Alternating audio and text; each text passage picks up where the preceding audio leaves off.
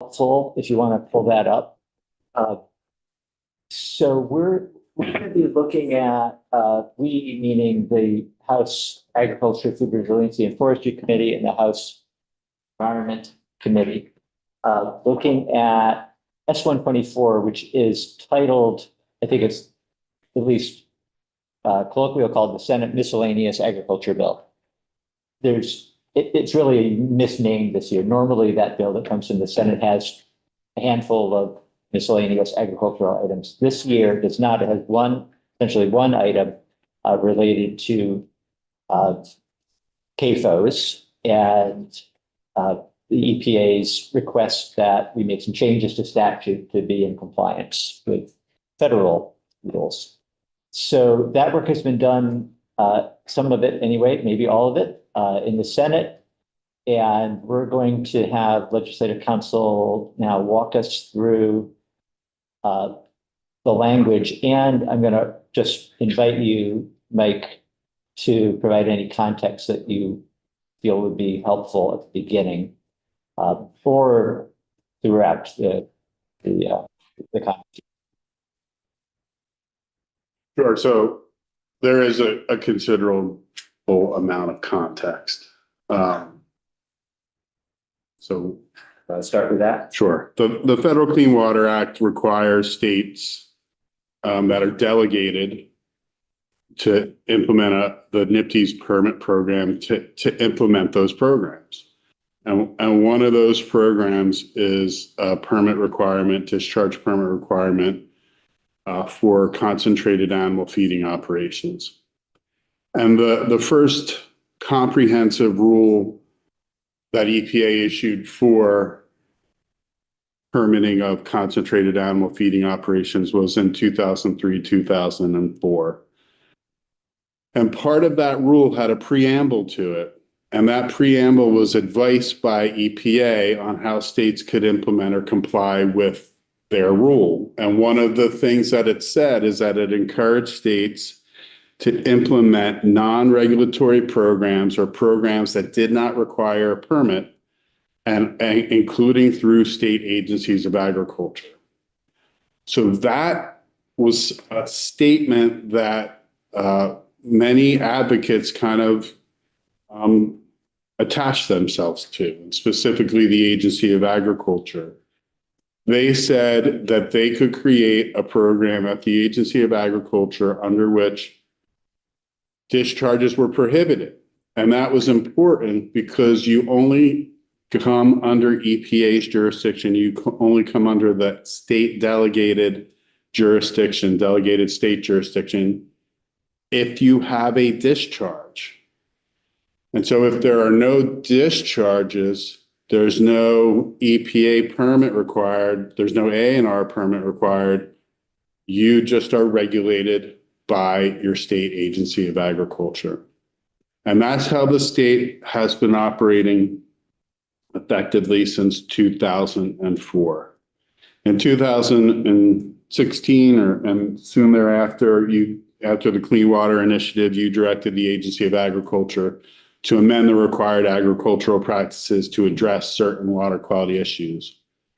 I think you all know this, but I'm just going to say it again. The required agricultural practices are rules that all farms are required to meet, and they are water quality rules, and they are designed to control non-point source pollution from farms from entering surface waters. But they also have a provision that prohibits direct discharges from a farm to a water. So that coupled with the MFO permit, which is a permit that farms with 200 to 699 cows need to get, and the LFO permit, which is a permit that farms are required to get if they have 700 or more mature dairy animals. Those requirements have been the agricultural water quality program in this state. A&R has existing authority right now to permit a CAFO. When you established the Agency of Ag program in 2004, 2005, you also gave A&R that authority to require a NPDES, BPDES permit for a discharge from a concentrated animal feeding operation. There have been discharges from concentrated animal feeding operations. There have been no permits issued by ANR for those discharges. Consequently, advocates petitioned EPA to say that the state was not adequately implementing the CAFO permitting program as required by federal rules. And because they weren't meeting that requirement, the advocates requested that EPA de-delegate the state. And de-delegate means to remove all of the Agency of Natural Resources permitting authority, because the EPA just doesn't de-delegate one portion, it de-delegates the entire program, which would mean no state construction permitting, no state wastewater permitting, no stormwater permitting, no MS4 permits, no multi-sector general permits, etc. So EPA would have to take all that on. I don't think anyone, including EPA, really wants that to happen because of both the administrative and financial consequences of that type of delegation. And to my knowledge, no state has ever been fully de-delegated. Wisconsin, a long time ago now, tried it out, kind of thumbed their nose at EPA. And EPA started the de-delegation process, and then Wisconsin was like, whoa, wait a minute, we're sorry. Let's stop that. And it took a while for them to get back to full delegation. When the advocates petitioned EPA, EPA agreed with them. EPA agreed that ANR was not properly enforcing or requiring discharge permits for discharges at concentrated animal feeding operations. Instead of moving to de-delegation, EPA required ANR to do corrective action. And they specifically stated what that corrective action should look like. And I can provide you with that EPA letter if you don't already have it on your committee websites.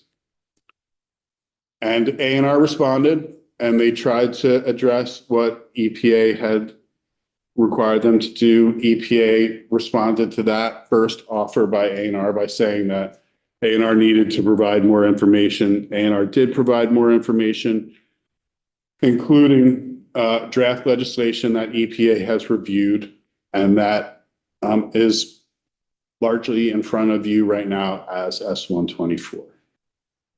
Let me just interrupt to say, observe that if we were meeting upstairs in our committee room, we would have had 9 or 10 questions by this point. And I want to be sure that everybody feels comfortable asking the questions just because we're in a different space and with a larger group too. So thank you. That sort of summarizes, I think, how we got to where we are. But does anybody have any questions about that? Why we're doing this? I think we've had some testimony. We had some testimony early in the session. I think this is the world you all live more in, the water world. Yeah, we've taken this up a few times and we welcome the chance to walk through it again. I guess, Michael, if you could articulate, like, ANR already has this authority, why are we sitting here? Why, I'm sorry. Why are we here? If ANR already has the authority to issue CAFO permits, Because they are not issuing the permits. and what's keeping them from doing it? You're going to have to talk to somebody at the agency to answer that question correctly and fully. It is a, I would say, understaffed program. And there are a substantial amount of farms that could have a discharge. And that's part of the issue, that there haven't been inspections of farms to determine whether or not there are discharges. There haven't been there has been no review of the nutrient management plan that farms are using to determine whether or not those are adequate or adequately followed. Representative Nelson. So when you refer to there hasn't been inspections or review of nutrient management plans, are you saying by A&R, the Agency of Ag? By A&R. Okay, A&R does go on a lot of inspections. And do you suppose that some of these CAPOs are not written because when they find an issue with a direct discharge, that in some instances, by the time the folks get back to Montpelier, the problem is fixed and pictures have been sent and then verified before the corrective letter of action comes out? So you've hit upon a couple of key points.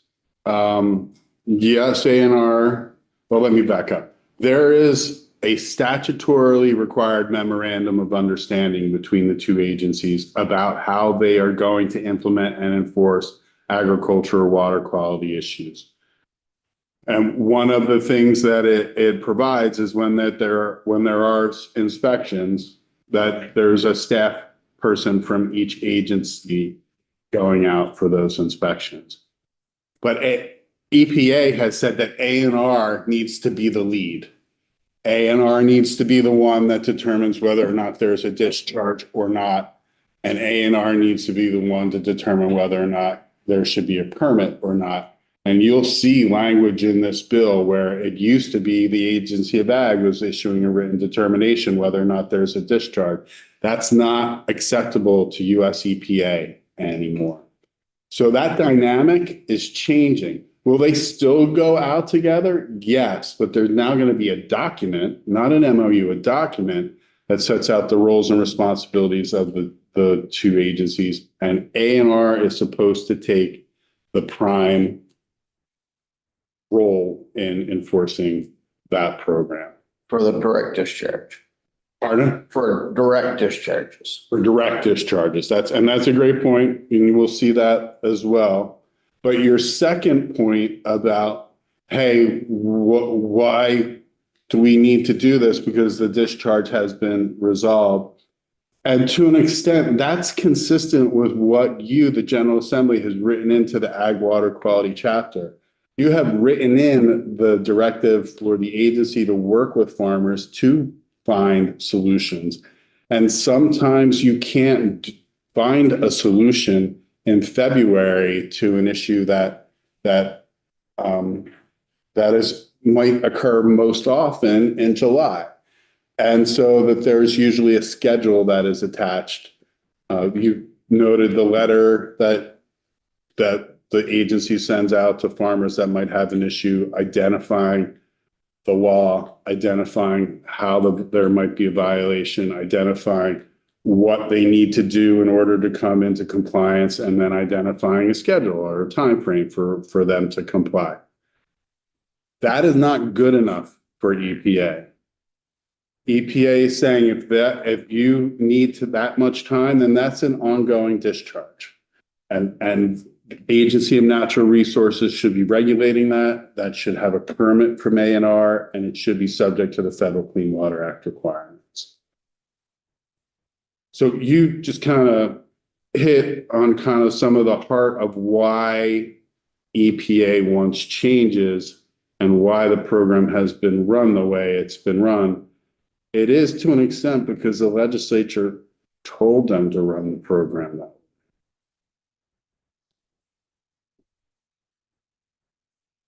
Representative Austin. Does A&R have the funding to reach capacity to implement this program?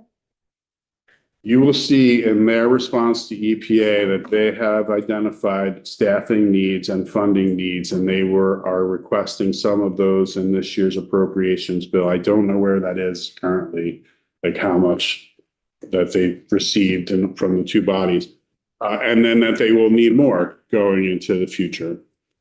And so that's a really relevant question for application of the.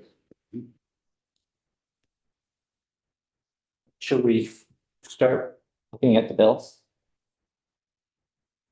So, the first 16 pages, address Agency of Agriculture Authority and conforming that authority to EPA's desire of having A&R be the primary or the primacy, of enforcement. And this first section is in section, Title 6, Chapter 215. This is the water quality chapter for the Agency of Ag. And you will see right away that there's this directive that the two agencies cooperate with each other in implementing programs for agricultural non-point source pollutants and discharges from concentrated animal feeding operations. You told them to cooperate. And now you will see that there was a memorandum of understanding that was supposed to reflect that cooperation. That reference to the MOU is being struck. You will see the references to the MOU struck multiple times in this bill. And instead, they're being directed to cooperate. The Agency of Ag is going to cooperate with A&R in the implementation of the Clean Water Act CAFO program, and the Secretary of Ag shall implement the state's comprehensive non-point source program. So there's still going to be two programs, but A&R is going to do the point source discharges, and Agency of Ag is going to regulate those farms without point source discharges. The two agencies are still going to coordinate on things like implementation and anti-degradation, but then all of the details about what's in the MOU on page 2 are being struck. That's all going away. In its stead, you will see that there's going to be a document, page 2, line 17, that sets forth the respective roles and responsibilities of A&R in implementing the Federal Clean Water Act and the Agency of Ag in implementing the state's complementary non-point source program. It's got to be consistent with the federal NPDES permit program, so EPA is going to be involved in that development of that document and approving that document. Document replaces the MOU, and then you can go to page 4. Again, replacing the fact that there's an MOU of cooperation and that everything needs to be consistent with the Federal Clean Water Act. Then you move to section 2, 6 VSA 4810 little a. This is the statutory section where you put in all the specific requirements that the RAPs have to address, buffer requirements, setbacks. One of those requirements is a buffer requirement. It's a vegetative buffer requirement. And right now it's a minimum of 25 feet from the top of the bank to the water and 10 feet from a ditch to the water. This language is saying that if you're a CAFO, the CAFO has to comply with the Federal Clean Water Act permit, Federal Clean Water Act buffer requirements, and not the state RAP buffer requirements. And so a farm determined to be a CAFO that requires a CAFO permit shall instead comply with the setback and buffer requirements established in the federal CAFO regulations. As I just said, under the state, it's 25 feet between crop and water, 10 feet between ditch and water. Feds is 100-foot setback for application of manure and other nutrients, unless you have a 35-foot buffer. But you also have an opportunity to show alternative practices that qualify you as not requiring a setback or a buffer. And you will see that in many states. Many states will say, if you do these types of practices, you don't need a buffer or you don't need a setback. So that will be a possibility under this program. Moving on to section 3, you get the permit requirements for large farms. Currently in Vermont, large farms, those with 700 or more mature dairy cattle, have to get a permit from the Agency of Agriculture. It is not just a water quality. The large farm permit predated the water quality requirements, and it was a permit basically about land use and potential effects of a large farm. So there is a process where when a large farm is proposed or when a medium farm is being proposed to expand in a municipality to become a large farm, it involves a public hearing, public meeting. The Agency of Ag has authority under the large farm rules under things called like noise, dust, vectors, pests. And so the large farm permit is going to remain. The agency is still going to require those LFOs with 700 or more permits to get a permit. But one of the things that is changing, because you will see on page 6, so when there is an application for an LFO permit, your new LFO or your medium farm that's going to expand, the Secretary of Agriculture is required to issue a written determination whether you are discharging to waters of the state and whether or not you're complying with the federal regulations. So currently the Agency of Ag issues that determination. EPA is saying, no, it can't be the Agency of Ag anymore. It has to be the Agency of Natural Resources. So you will see on that page 6, line 7, if during the review of the LFO permit application, the Agency of Ag determines that a farm may be discharging, they have to promptly refer that potential discharge to A&R. A&R then may direct that farm to get a permit from A&R. But if they determine that the farm doesn't require a CAFO permit, they refer that farm back to the Agency of Agriculture for water quality regulation. Like, we have a question from Representative O'Brien. Like, what happens if they say I'm a farmer and I have 1,000 acres of cropland and I raise hay and corn and soybeans and I sell it to the Nelsons, but I have no animals myself. Am I a CAFO? No, Am I under these sort of water quality wraps? you're under the RAPs if you qualify as farming under the RAPs. There are ways that non-livestock farms trigger the RAPs. And that's also to provide those farms the regulatory benefits of being a farm, like being exempt from municipal zoning, being exempt from Act 250, et cetera. But there are also requirements. You can't have a direct discharge. You can't trample the banks.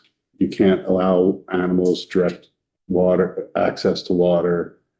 Even if A&R could still come and inspect what I'm doing as far as discharges go. Yes, I mean, one of the things that A&R has is the ability to go and investigate any allegation of a direct discharge. And I can't remember where it was, but there was a farm back in the day that was a consistent problem. It was a vegetable farm that wasn't complying with certain requirements.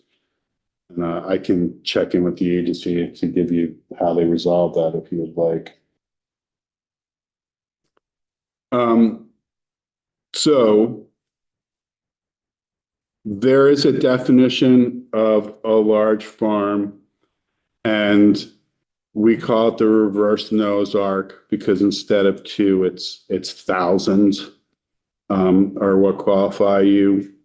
And there's being an amendment here to address and to be consistent with the Federal Clean Water Act and also to address the potential for circumvention of these permitting requirements. So 2 or more individual farms that are under common ownership and that join each other or use a common area or system shall be considered a single animal feeding operation. So you can't own, say, 4 parcels and put 100 cows on this parcel, 200 cows on that parcel, 200 cows on the next parcel, and 100 cows on the next parcel and say, I'm not a large farm. Either if it's under common ownership, and common ownership isn't greatly defined by the Clean Water Act, it will say if they're just owned by the same family, but I don't know how attenuated that can get. So there's going to be some discretion by the enforcement entity about whether or not there is common ownership. Moving on from there, you're moving into, oh, actually, no. The end of the large farm permit section, there is currently a $2,500 fee to be a large farm to get that permit annually. There's also in A&R's authority a $2,500 fee to be a large CAFO. This proposes that the farm doesn't have to pay two permit fees, because remember, it's still going to have its LFO permit because the Agency of Ag regulates dust, vectors, land use, etc. But if it's required to get that CAFO permit, it's going to pay that $2,500 fee to A&R and not to the Agency of Agriculture. You move down into section 4. This is the medium farm permit. So those farms with 200 to 699 mature dairy animals. You'll see a lot of the same changes beginning on page 12. The reference to the MOU is being struck. No more MOU. There's going to be the document that EPA approves that sets forth the roles and responsibilities of each. Got a question, Mike, Representative Nelson. Yeah, thank you. Council, you say 200 to 699 dairy. What's the number for cow-calf operation? Because it's not just dairy in this, it's all animal agriculture. Now, I don't have a great answer to this because back when this program first started, it wasn't about the number of animals you had, it was the number of animal units you had. And there was this number, there was a unit that was attached, like, it was like 10 pigs equal a cow or something like that. And you would have to do that calculation, and EPA moved away from the animal units. And I don't know how they're doing that for the purpose of this regulatory threshold. Say you had, I don't know, say you had 150 mature dairy cattle, but you have 75 heifers, or you have 75 beef cattle. I don't know how they're dealing with that. Yeah, we found, on page 7, it's 1,000 cattle or cow-calf pairs. Mature dairy cows. Sure. Are equivalent to 1,000 head of cattle or cow-calf pairs. 1,000 field calves, which to me seems off, but anyway. But I think your question is reasonable, and what combination of any of these is going to trigger, or are they just looking at those thresholds for the specified animal? And that's going to be a question for A&R and how they're going to do that enforcement.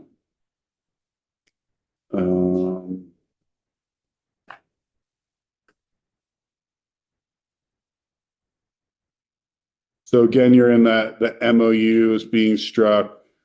The agencies have to work together, but under the document. And this medium farm section is long because it has a general permit and an individual permit under it, and they both are very duplicative of each other. Again, you get if no longer is the Agency of Ag making the determination on page 14, whether or not there's a discharge, the Agency of Ag has to promptly refer any potential discharge to A&R, and A&R needs to determine whether that farm is a CAFO that needs a permit from A&R. Section 5 is not related to EPA's objection. Section 5 is additional authority for the agency to authorize emergency exemptions to the seasonal application of manure. There have been situations where, for whatever circumstance, farmer health, catastrophe, et cetera, there has been a need to allow emergency application during the winter. There is not much criteria, if any, being offered about what that emergency would be or when the agency would allow for it, but it is now there that they could issue that emergency exemption to the seasonal application. Section 6 is also not being required by EPA. This is a provision that says that when a small farm becomes newly eligible, they have to certify compliance with the RAPs. And then the agency may require any small farm to regularly certify. Currently, they're supposed to certify annually, but it's something of an administrative burden for the agency to deal with that. So they will certify any new farm and then require any small farm on a regular basis to certify compliance with the RAPs. Now you're moving on page 18 to the end of the bill. This is ANR's authority over CAFOs. The first you were amending 10 VSA Chapter 47, which is the water resources chapter in Title 10. The first section is amending the definitions that apply to all water quality programs. In Chapter 47, to add a definition or clarify the definition of waters. So Federal Clean Water Act authority applies to waters of the state. And Vermont's definition is not the same as the federal definition of waters of the state. Currently, waters in Vermont is all rivers, streams, creeks, brooks, reservoirs, ponds, lakes, springs, and all artificial or natural bodies of surface water. The definition of waters of the United States is in flux and has been in flux for the past 5 years, but generally it is those interstate waters, those that cross boundaries, those waters that are navigable for economics and or recreation or transportation, those tributaries to those navigable waters. And then under a fairly recent wetlands decision, those wetlands that have a surface connection to an interstate water or a navigable water. Now, it took about 5 years for the courts and the administration to get to the point where what I just summarized, and it is a summary. There's actually a lot more in that definition, but I don't want to go into it. But the feds are now going to pursue a revision to that definition again. But for purposes of this bill, there was a discussion about whether or not to just limit the CAFO program to discharges to waters of the state, which would have been a narrower subset than the state's current jurisdiction. So ANR wouldn't be reviewing potential discharges to any water in Vermont. It would only be those navigable waters, tributaries, and surface water connected wetlands. That was determined to be too much of an administrative confusion, and to avoid that, the issue of which jurisdiction, what water is this? Is this a jurisdictional water or not? The current state standard for waters is retained, but it also brings in by reference waters of the United States. So this is everything. So this definition is much broader than the federal definition when you fully digest what it is doing. And that is consistent with the current regulatory jurisdiction for discharges to waters in the state today. Representative O'Brien? Mike, does this bill affect that? Isn't there an MOU between ANR and the AAFM on, say, wetlands or on composting, those other MOUs between the two agencies? Oh, the composting is under the RAPs and it's part of the MOU. And unless it's fully, it probably could trigger this. Composting probably could trigger this, but it may not. If you're composting dead animals, it may, and if you're not following requirements for that, it may. It's really going to be fact specific. There could be situations where something beyond the management of your animals triggers the requirement, but I can't say for certain. And wetland, wasn't there?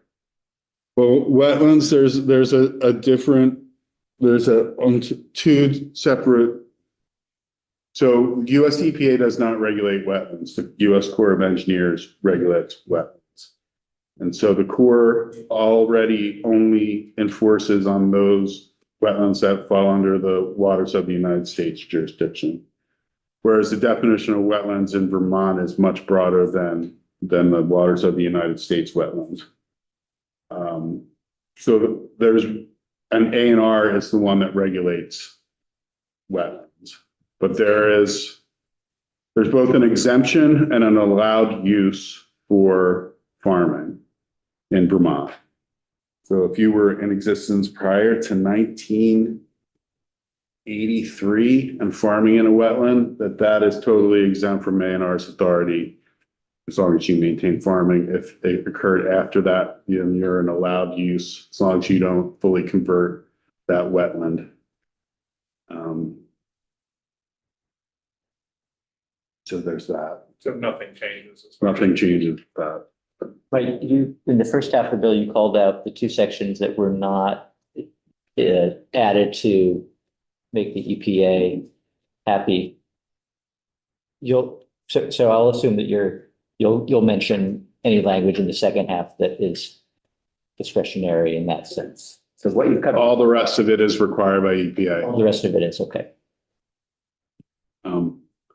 So let's move on to the actual establishment of the program at EPA, or not necessarily the establishment, the kind of strengthening of the program. There's a new subchapter being added to the water resources chapter in chapter 47. The key definition is the animal feeding operation. You need to be an AFO before you're a CAFO. If you're not an AFO, you don't need a CAFO permit. So even if you had a potential discharge, you're not an AFO, and A&R might have authority, but they wouldn't have authority to regulate you as a CAFO. So what's an AFO? It's a lot or facility where the following conditions are met. Animals have been, are, or will be stabled or confined and fed or maintained for a total of 45 days or more in any 12-month period, and crops, vegetation, or forage growth are not sustained in the normal growing season over any portion of the lot or facility. Where you keep your animals, provided that they're there for 45 days or more in any 12-month period, and there's no vegetation there, it's been denuded of vegetation. That is an AFO. So probably most livestock farms are going to trigger that requirement. Then you get that circumvention language, again, 2 or more individual farms qualifying as an AFO that are under common ownership shall be considered a single AFO. The large concentrated animal feeding operation, 700 or more mature dairy animals. There used to be in this definition language about what would trigger the permit. It's been moved from the definition. It's been moved to page 35 under 10 VSA 1263, which is where discharge permits are required under law. Just be aware of that, because you will see underneath the definition of medium CAFO, it has the reverse Noah's Ark list, but then it has to meet one of these following conditions: waste are discharged into water through a man-made ditch, etc., or waste are discharged directly into waters that originate outside of, pass over, cross, or come in contact with with animals combined in the operation. You're going to see similar language like that for the large CAFO, but there's an additional criteria for large CAFOs, and that's why it was moved to 10 VSA 1263. We'll get into that in a minute. Definition of point source.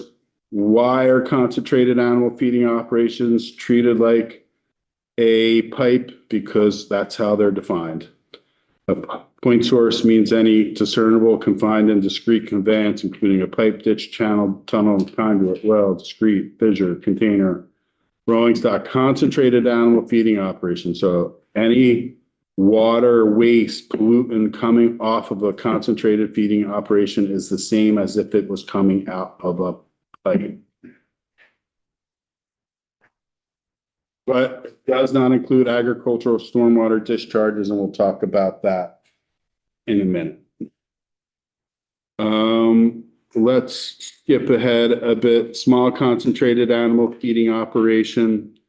It's a small AFO, 45 days or more, where your animals are kept, no vegetation.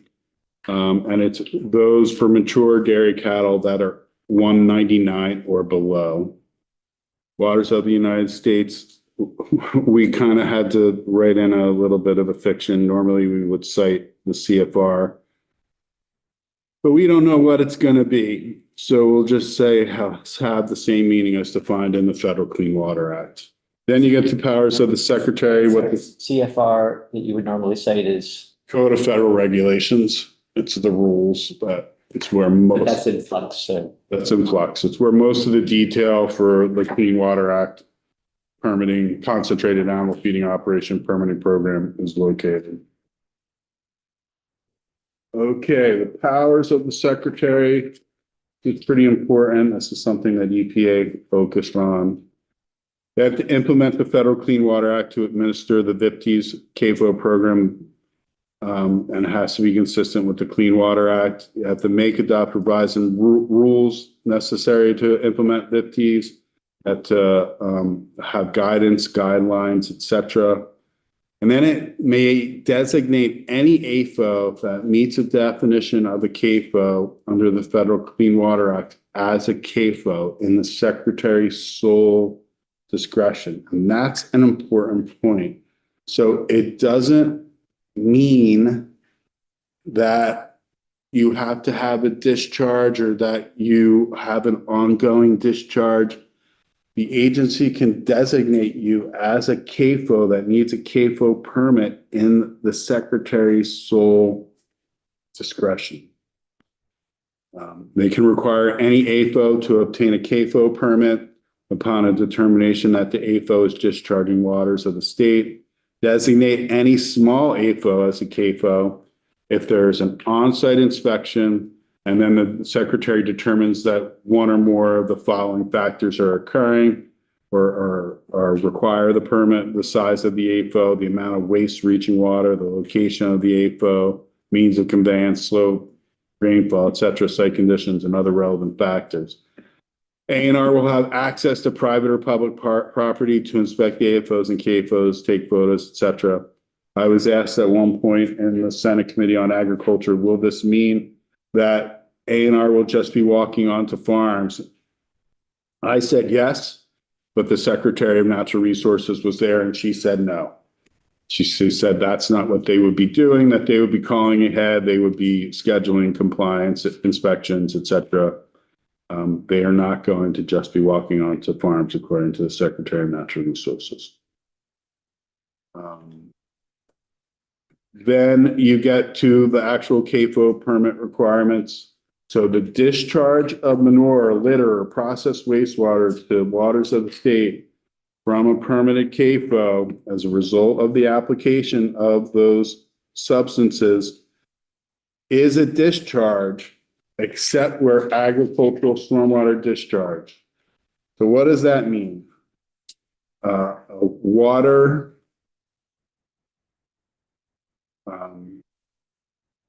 Second. So when the manure, litter, or processed wastewater is reaching the water because of precipitation related discharges, it is considered an agricultural stormwater discharge. For a large CAFO to not be considered a discharge for that precipitation related event, it has to be applying those substances in accordance with site-specific nutrient management practices. That means a nutrient management plan. And that's what all farms in Vermont are required to have already. But these plans are now going to be part of the permitting process at A&R.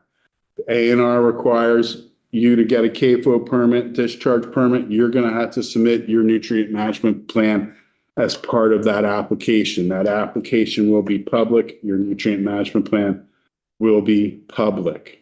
How they're going to make those available, I have no idea, because if you've seen one, you know that they are hundreds of pages long and very technically has a lot of technical documents in it. I don't know how they're going to make them available. All MFOs and LFOs shall maintain documentation of their nutrient management plan. And the presumption that a farm is in compliance with the RAPs means that they don't need a discharge don't need a permit, is not applicable to any farm that's required to get a CAFO permit. Because right now, if you are complying with the RAPs, you are presumed not to have a discharge because you are prohibited from having a discharge under the RAPs. But this is saying if you get a CAFO permit, that presumption no longer applies. There's going to be a community stakeholder group on ag water quality regarding the implementation and transition to the CAFO permit program at ANR. Shall include public notice, informational hearings. There will be stakeholder engagement with multiple different stakeholder groups. I can say, Representative North. Thank you. Mike, could you explain a little more detail about that stormwater exemption? Is that just related to the specific area of constant heating operation or to the entire farm, including all of the fields? The entire farm, including all the fields. How does that apply to a tiled field?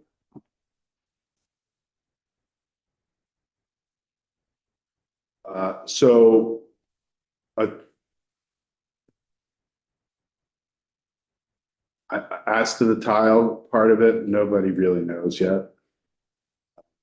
Because there's been disagreement on whether or not the effluent from a tiled field is a discharge.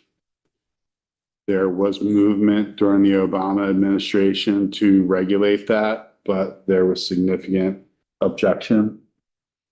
And there hasn't been much movement toward that since, but it is still an ongoing question.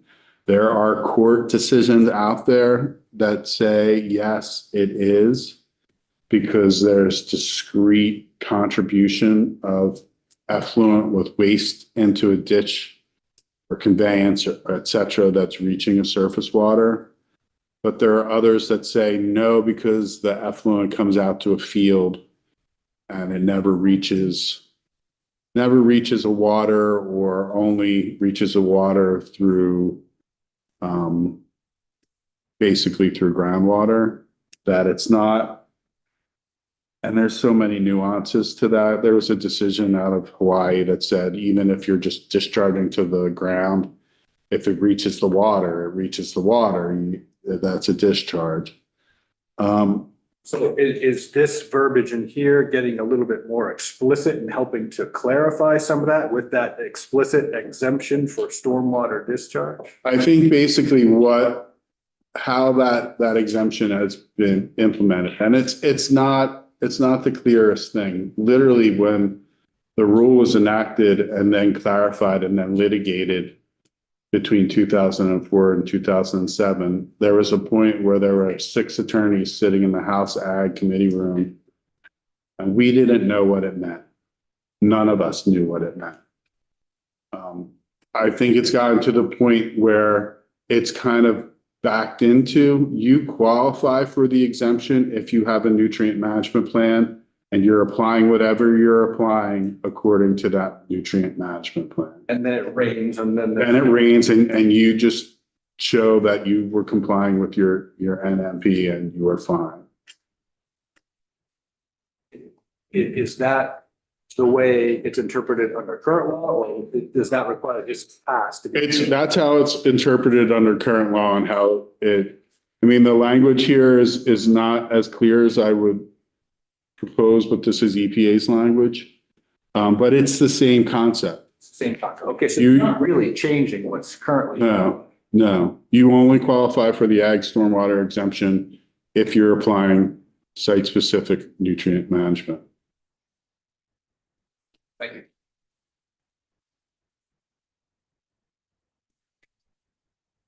So the stakeholder group, it's going to be looking at multiple things. I mean, multiple things, like multiple things.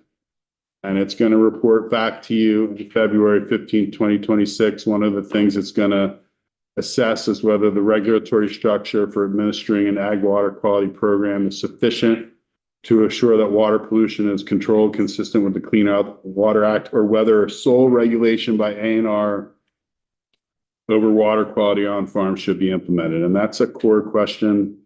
It's been a question for a long time about whether or not there should be the dual programs, whether or not there should just be one program. They're going to recommend any statutory amendments or other changes to the CAFO program. Then you get into several conforming sections. This is the prohibition on discharges. You'll see that there are exceptions currently if you are complying with the required agricultural practices. This language on page 30 says you don't get that exception for complying with the RAPs if you're required to get a federal CAFO permit. Then on page 31, you're seeing that language being struck, nor shall these provisions regulate discharges from concentrated animal feeding operation. So that's really just restructuring that exception. Again, the reference to the MOU between the two agencies is being struck. There's going to be the document that sets out the concurrent jurisdiction. EPA has to approve. The document replaces the MOU. The secretary posts a document for public comment, et cetera, et cetera. The document has to be reissued every 5 years. And then you get to section 11, discharge permits. This is just clarifying a couple of things that are part of the permit application process. The secretary may require any applicant to submit any additional information that the secretary considers necessary before issuing a permit application completeness. So a permit application completeness determination is not your permit. It's before they even review your application. So if you submit all this information and the agency says, no, you need to submit more, you might go beyond your permit term. And so you need to know that there are situations where what they'll do is administratively continue your permit, but there's this opportunity that if you're not playing nice with them, that your application will not be reviewed and you could be considered out of compliance. So if they request information, you need to supply it. There's language on page 34 related to ANR adopting rules for the CAFO program. That's all being struck. Instead of that, they are being directed to issue a CAFO general permit by December 15, 2025, and implement that permit by July 1, 2026. And the secretary may direct a farm to apply for an individual or general CAFO permit. Then you get to the large CAFO discharge criteria. Remember, this was in the definition section at once, and it was moved out of it. So a large CAFO has to get the CAFO permit if they are discharging, or there are discharges directly into waters that originate outside, pass over, or go through, or touch the animals in their facility, or they have a precipitation-related discharge that has occurred that was not in accordance with the site-specific nutrient management practices that ensure appropriate ag utilization of the nutrients. So that would be a discharge if they're not complying with the nutrient management plan. Key note, this is different from the medium farms. The medium farms doesn't have that last trigger. The medium farm is there has to be a discharge, or there was a discharge that originated outside and passed over and through the facility. How the precipitation related discharges, how the nutrient management plan will be implemented on the medium farm. I think there's going to be a little bit of need to address that in the CAFO general permit and the CAFO permitting. But I would expect that the agency is still going to require medium farms to implement their nutrient management plans according to the terms of the plan. the permit that you receive for CAFO is a 5-year permit. Section 12 is just amending a stormwater exemption for those farms complying with RAPs. It's clarifying, unless you're subject to the Clean Water Act regulations, you get the exemption. If you're subject to the Clean Water Act regulations, you need a NIPD's permit, and that's the act or the bill. All right, thank you, Mike. Representative Nelson. Thank you. So if a large farmer is required to get a CAFO permit, you talked about the requirements could change for the buffers along ditches, waterways. Right now it's 25 or 10 feet. It could be required to go to 100 feet unless special. 100-foot setback, not 100-foot vegetated buffer. No, I understand, 100-foot setback from manure being applied. Unless certain, Right, unless you can, practices are shown. right, You see it down a 70-foot buffer. yeah. What else would be different for a CAFO over an LFO permit? Is it essentially the buffers? I mean, I understand if you have a CAFO, then you set up a timeline to enact the practices to prohibit the discharge from happening. But are there other rules? I don't know yet. That's gonna be in the Stakeholder. CAFO permit that's gonna come out. Now, I could see things, inspection requirements changing, reporting requirements changing, documentation changing. But practices, I don't know if practices are gonna change that much. To an extent, the state program and the state rules are stricter. Because under the federal rules, you're not going to be regulated against if the discharge from your CAFO is from a 24-hour, 25-year storm. That's not in Vermont law. So Vermont farms don't have that kind of, just because it was a heavy precipitation event, they're not subject to permitting or enforcement. But feds do. So there's going to be some differences. What they are, I don't know all of them. Is that what I am hearing from farmers comparing Vermont to New York? Is that one of the big differences? New York has that protection from the big rain event and we don't enjoy that same protection. Yeah, We're held to a different standard. I mean, there are different standards between the two states. New York doesn't have a winter manure ban. The most farms, not well. It depends on who you talk to about whether or not most farms have a CAFO permit or not. Some allegedly do, some don't. If they do, I've been told that a lot of them don't have to, they prove that they have alternative practices that don't require the vegetative buffer. And therefore don't have to put in the 35-foot or the 100-foot setback. I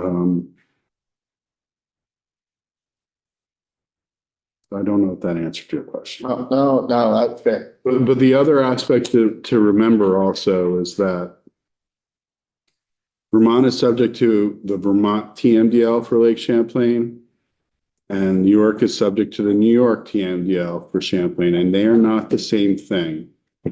And the requirements for Vermont to meet the load reductions that it has is significant for agriculture. So if you were going to change a regulatory program to make it less lenient or to allow for more discharges, you're probably going to implicate the TMDL and the load reductions and then you're back into a question of whether or not the TMDL is meeting federal requirements for a TMDL.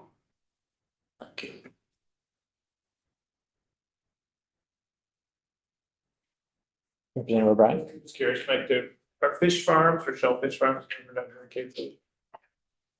There is a specific exception for aquaculture. But aquaculture is regulated in a different way under the federal. To knowledge. So, not seeing any other hands, thanks for walking through that with us. So we have, Where I put you all to sleep. now I was checking. I was checking. We're in our committee going to continue taking testimony this week from, we're going to hear from both the Agency of Natural Resources and the Ag Agency. We've been asked to hear testimony from a couple of other witnesses. We're going to try and move things along fairly quickly so that the committee can also spend as much time as you need with the bill. Obviously, half of it is changing the title that we normally deal with, and the other half is Title 10 or whatever it is. So, and we all know that even though it's only April, that the session will be over at some point sooner than we think. So we do need to move things along. But in any case, thank you for joining us. Yeah, thanks for having us, letting us join. Last thoughts or questions? Just, the effective date is July 2025. That's 2 months away. Yeah, that's to So- meet the EPA requirements, to meet the EPA requirements. Just to get it started. To get it started. Yeah. Okay. Gotcha.